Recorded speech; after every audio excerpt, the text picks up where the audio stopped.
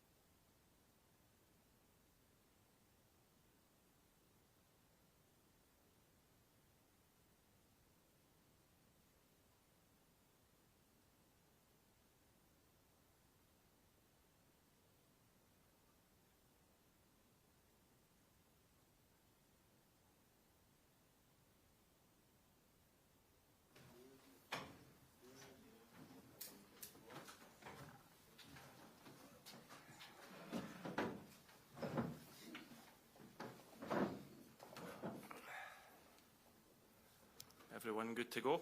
Happy to start with broadcast. Hello, Ryan. How are you? Good, thank you. How are you? I'm okay. How did you get the short straw today? How did I get the short straw? Ask him. I don't know. Talk to me a little bit about where your head's at with this one. Obviously, all the sort of excitement of Haiti and being up there is in the past. Now, is it more about the focus on Morocco? And I guess that sort of idea of the excitement of Scotland being in the competition, it's now about, right, actually we're in it, but we want to do something. Yeah, that's exactly it. I think obviously the excitement and stuff of the Haiti games obviously died down now. It was an incredible night, and when we were all buzzing with the result going into it, we put a lot of pressure on ourselves and knew how much that kind of game meant to everyone and for us moving forward in the competition. So we've done that. We've given ourselves that chance now, and now we need to go and grasp it. And the first chance to do that is Friday night against Morocco. Some of the narrative has been that the pressure's off a little bit because this isn't the first game back at a World Cup, but it's against a team like Morocco. Does it feel that way for the players? Again, we put the pressure on ourselves. I think everybody said going into it we're desperate to get out of the group. I think it's a tough group when you look across, all the groups and all the games that have been played so far. I think the standard, especially in the other game, was very high. So it's going to be a very tough game on Friday. I think we knew that going into the draw. So looking forward to it. But like I said, yeah, we put the pressure on ourselves to try and get out of this group. How much of an opportunity? You've had a bit of downtime to actually watch some of the other games in the competition. And what have you thought about it overall? Good. It's obviously amazing being part of it and getting to play in it and participate in it. But obviously you get the days when you kind of chill out a bit and you turn back into a spectator a little bit and you're chilling with the boys watching the games and like last night watching Messi kind of do his thing, stuff like that. It's just incredible, whether you're playing it or not, to watch that kind of stuff happen is pretty immense and plays a massive part in why this tournament's so special. So yeah, pretty surreal, to be honest. Ryan, the manager went with two up front against Haiti. If he was to put an extra midfielder in, how much would you like to link up again with Lewis Ferguson in that midfield? Because it seemed to work well in some of the warm-up games. Yeah, obviously tough to know what the manager's going to do. He keeps his cards pretty close to his chest. I'm sure we'll work on some stuff tomorrow before the game as well. But yeah, listen, I'm ready to play whatever he needs me. I think I've said that my whole time I've played for Scotland. I've got such faith in the manager and what he sees in me and where he thinks I can help the team best. That whatever he plays me, I'll be more than happy to chip in and playing alongside the boys that are already in there, the likes of Fergie and Scotty and McGinn, boys like this who. It's a pretty star-studded midfield at this point, so certainly makes my job easier. Is that going to be important though, because against a team like Morocco, Scotland can't afford to give anything away when you see their talent?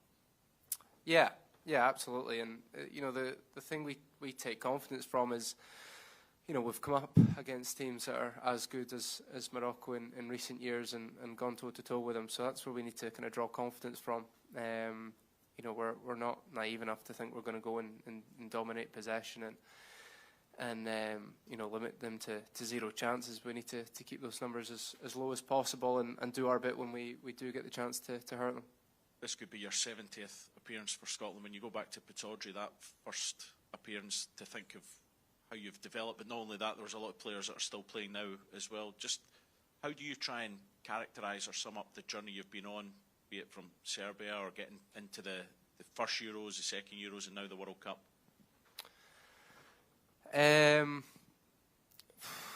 Pretty surreal again, to be honest. I was absolutely delighted when I made my first cap. It was an absolute dream come true. I'll be honest, I'd never ever envisioned playing at a Euros, never mind the World Cup. So it's been an incredible journey. Loved absolutely every moment of it. With the coach, with the players that I've got to do it with, we've had such a tight bunch of players for all these years now that it kind of makes it even more special when you do this journey together with them. So when you come away to tournaments like this, it makes you try as much as you can to soak it in and enjoy it. Because it's something that I never expected I'd be part of.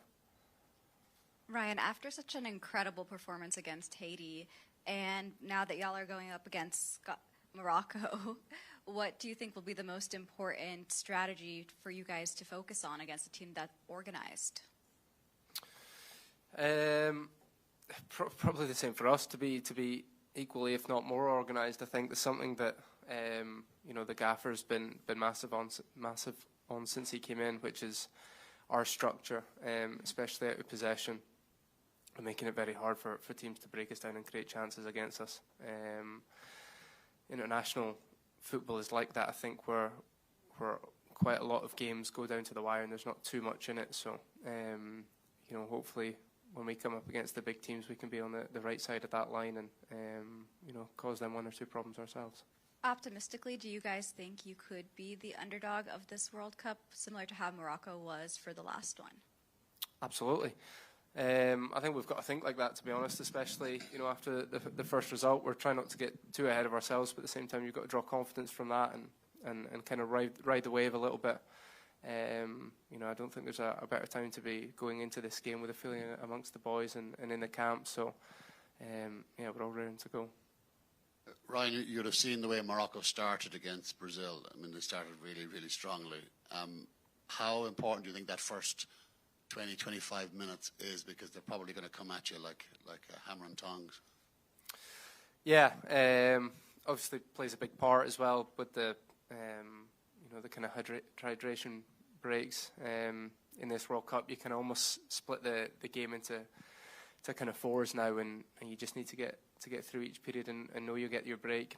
The weather makes it very, very difficult to keep up that tempo, but that's what's asked of us, and that's what we've been training for and acclimatising for the last few weeks. So I thought the boys did brilliantly to kind of maintain that level against Haiti. I think the running numbers when we look back at them as a squad were superb, and we know, like you said, we need to definitely take that into the Morocco game.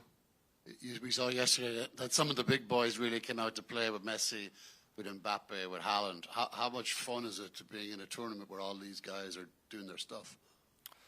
Yeah, it's exactly it. Like I said, when I was younger, I idolised Messi growing up. So to think, you're playing on the same kind of stage as him now, is pretty cool, especially the age he's at, and watching him do his thing last night was unbelievable, and the others as well that you mentioned. I think everybody has that feeling now when you're playing on this stage that literally all the eyes across the globe are watching you. So you're just desperate to try and make a name for yourself.